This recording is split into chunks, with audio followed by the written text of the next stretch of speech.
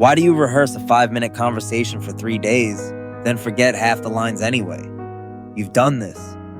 Standing in the shower, arguing with someone who isn't there, practicing how you'll say no, practicing how you'll explain yourself, word for word, over and over, before it ever happens.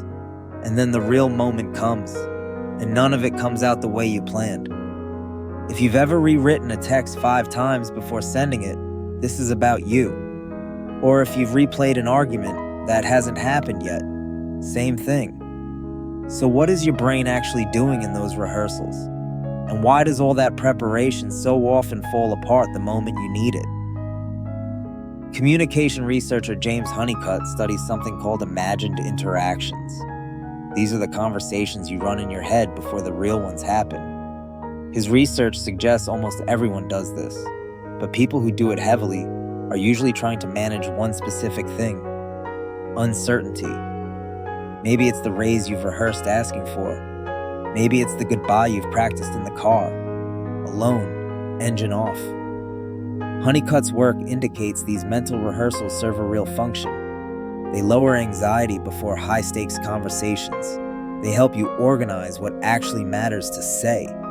In small doses, this is useful preparation, not a flaw. The problem shows up when the rehearsal never stops. Here's the part most people get wrong.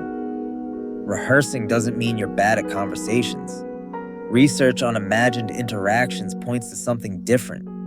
It usually means you care about getting it right, and about the person you're talking to. The forgetting your lines part isn't failure either. Real conversations respond to another person in real time. A script can't do that. This is why rehearsal helps with confidence, but not with control. You can walk in calmer. You still can't walk in with a guaranteed outcome. Trying to script both is where the anxiety actually comes from. Psychologist Gabriele Oettingen studies a related pattern in a different context. Her research on mental contrasting found something specific. Vividly fantasizing about a goal going well can quietly drain your motivation, especially when you skip confronting the obstacles. Applied to conversations, that's a warning. A rehearsal that only imagines things going smoothly can feel finished before the hard part even starts. Wettingen's work points to a better approach.